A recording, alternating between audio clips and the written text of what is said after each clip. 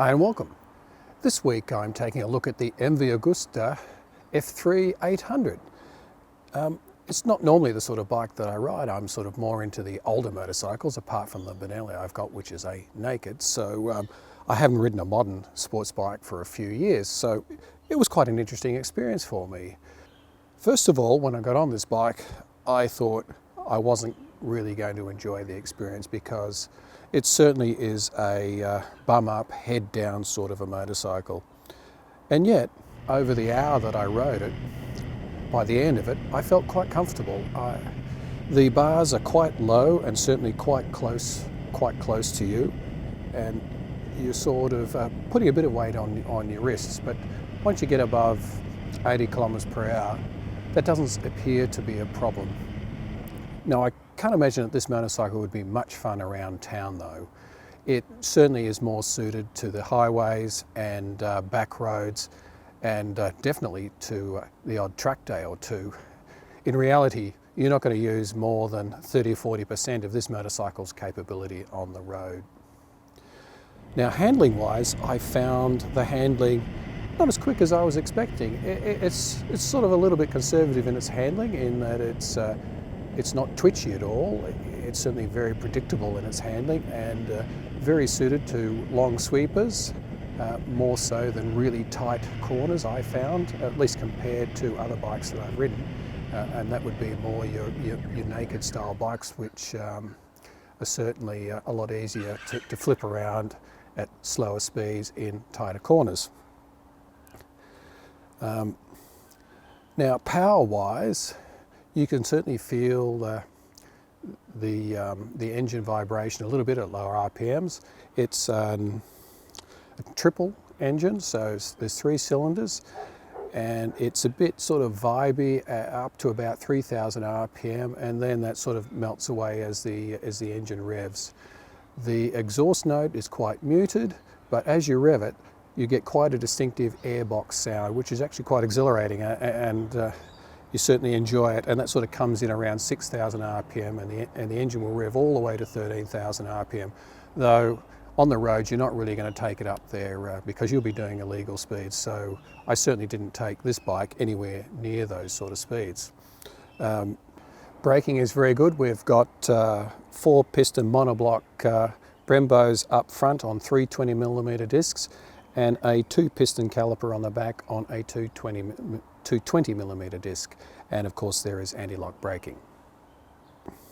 Suspension wise, it has 43mm fully adjustable Masoki upside down forks on the front, with compression damping on the left hand side and rebound on the right.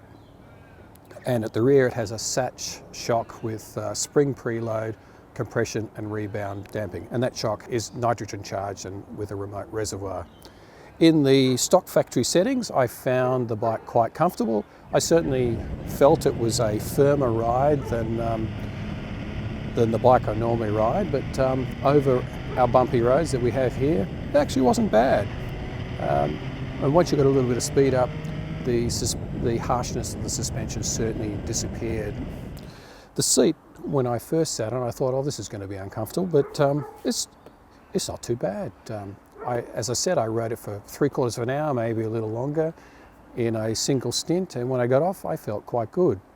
Though I must admit, when I first got on it, I thought my legs and knees weren't going to be able to take it, because it's been a long time since I bent myself up into such a fairly low profile on a sporting motorcycle.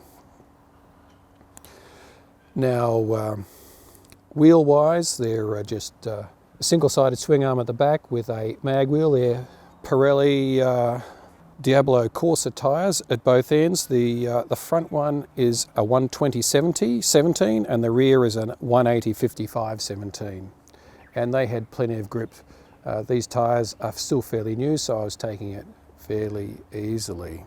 The engine itself is based on its smaller brother, the F3 675. What they've done is they've stroked the engine a little bit, and it's the same weight, same bike, so what you're getting is an 800cc bike in a 675 package. And that is certainly giving you that extra horsepower for free, you might say, without any penalty in weight or handling. Now it uses a fly-by-wire system, so there's no actual linkage between throttle bodies and the twist grip. The ECU looks after all that depending on where you have the throttle on the twist grip. The engine puts out quoted 148 horsepower with 88 newton meters of torque. Now that horsepower comes in fairly high in the rev range. I think it was quoted up around 12 to 13,000 RPM, and the torque comes in, maximum torque comes in a little lower than that. So in your day-to-day riding, you're probably not going to be approaching that. And I will say that because it's a smaller engine, you're not getting those massive belts of torque that you can get with larger engines suddenly. It winds up turbine-like to those higher RPMs, and you really have to be a complete fool to really be caught unawares by the engine on this. Now it does have a slipper clutch so that you can do rapid down changes, and there's also a quick shifter, so you can do up changes without using the clutch or throttle. You can just snap through the gears going up. I found with the quick change it works better at higher engine RPMs. At lower engine RPMs it sort of complains a little bit, but at sporting speeds it works a treat, like when you're overtaking or coming out of a corner and you really want to hammer on the power. It's just fantastic for that. It does have traction control and ABS. The traction control has 4 modes, sort of a rain mode, a normal mode, and a track mode, plus there is a custom mode where you can actually tailor various parameters to your liking. I haven't really looked into that. This is really just a quick look at the bike. It's really hard to do an in-depth report in just an hour or so. The ABS also has a couple of modes. It has a track mode as well as its normal mode. I didn't find during my ride, I just didn't notice the ABS at all. I don't even know whether it was effective, well, not effective, but actually came into play at all, because the roads were dry. I was sticking pretty close to legal speed, so none of the traction control ABS systems came into play as such. So in conclusion, you know, it's a really nice compact package. It's a smallish bike. It only weighs 173 kilos dry. It's fairly short when you're sitting on it. It's very nimble.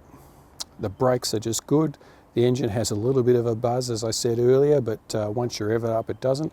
And I find that triples sort of have the benefits of multis and twins. They have the torque of a twin with the smoothness of a multi, if you can have the best of both worlds. They sort of sit in between, and in many respects remind you of a twin from a torque point of view, and the smoothness of a four.